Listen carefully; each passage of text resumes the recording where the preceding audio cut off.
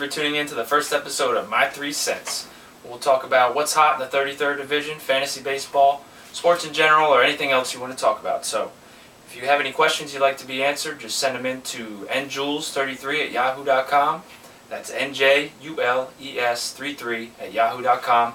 I promise I'll get to it on the next show, no matter what it's about. So let's get right into it. We know what time of year it is. The drafts are approaching. We get that tingly feeling in our nether regions. Some of us have our first draft this Sunday. Don't forget, be there by 1 p.m. at Hooters in Wayne, and we'll get rolling as soon as we can.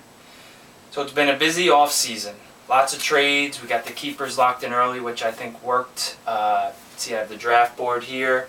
It's not yet laid out because you never know. Adam might pull a couple more sneaky moves on us. One big unprecedented deal this year was Adam actually traded away his first-round draft pick without getting a first-round draft pick in return, which I've never seen before in my near 20 years of fantasy sports. However, he ends up with 2 picks in the second, 2 picks in the third, traded away his 4th-round pick, ended up getting my 4th-round pick somehow. I think he's in pretty good shape, but from what I hear, he feels he may have made a wrong move, and he's a little worried about his draft.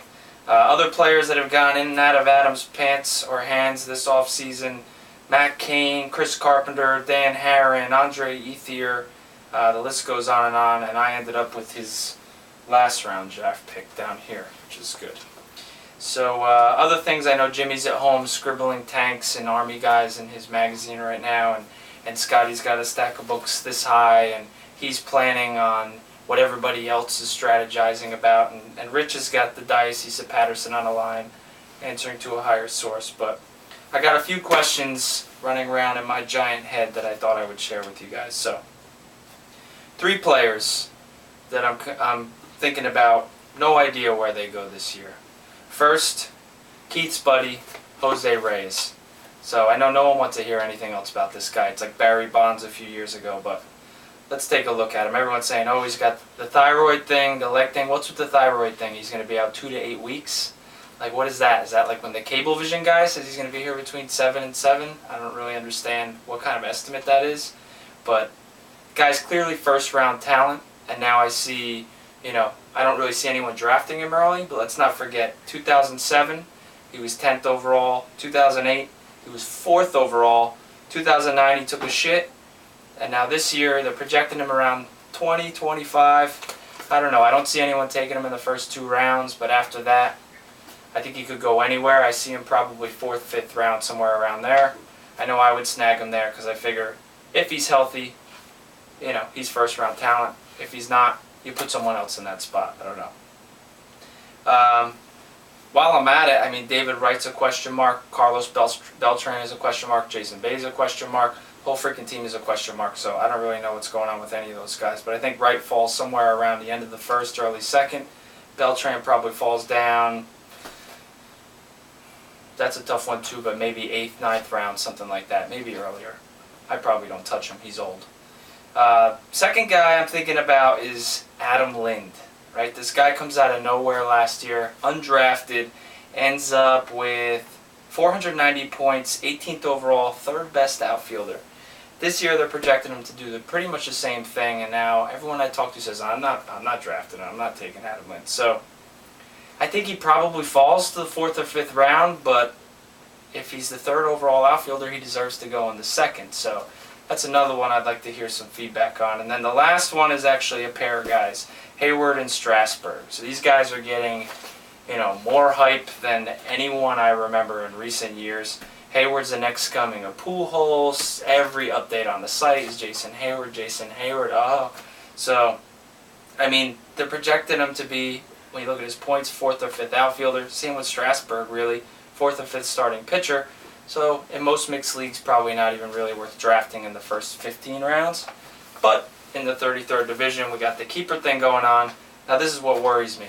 Someone's going to go and draft these guys in the top 8 or 9 rounds. Kind of destroys their keeper value, right? So, hoping everyone will sit on them, not draft them, and then I can snag them up right in here in this 12 to 16 round and team them up with, Kershaw, Hansen, and Kung Fu Panda. So, that's pretty much on what's running around in my big head this week. The only other thing I wanted to get to this week was the question and answer, like I said, or the mailbag, which I don't really like because that's just another word for scrotum. So we'll call it the nutsack. I actually have one question already. This question is from Gary Pumphrey. He writes, "Here is my question. What is more important in fantasy baseball? Positional scarcity relative to draft position, or overall estimated production regardless of position? Thanks. My balls are tingly over this." So see, Gary's getting pretty excited and pretty academic with this question. That's a tough one. So just to make sure everybody knows, positional scarcity is, when you go after the players and the positions where there's not as much talent. So you drafted Chase Utley early because second base isn't deep that year. The other system he mentioned is where you just take the best player on the board. So in that same instance, you would take Prince Fielder, knowing he's going to score more points, even though you could probably get good first baseman, pretty much anywhere in the draft. My answer is I think if you go into the draft with one or the other, you're cutting yourself short. Even though they are philosophies, I don't think they're meant to be taken literally all the way through the draft. If you use positional scarcity throughout, you're going to get bent over. If you use best player available, you're going to end up with a really weak middle infield and probably Michael Post playing catcher or something like that. So my answer is total control drafting, which some people think is crazy. But what you do is you plan out your whole draft and you weigh the different possibilities. So if you could take Utley in the first round and Berkman in the second, you weigh that against Fielder in the first and Pedroia in the second. Boom, you take Fielder and Pedroia. But you plan it all the way through and you remain flexible throughout. So that's pretty much my answer to that. So get your questions in for the next show. I hope you enjoyed it. I'll see some of you guys Sunday at Hooters. Rich says it's going to be damp. I don't really know what that means. But I'll see you there. Thanks for tuning in for my 3 cents.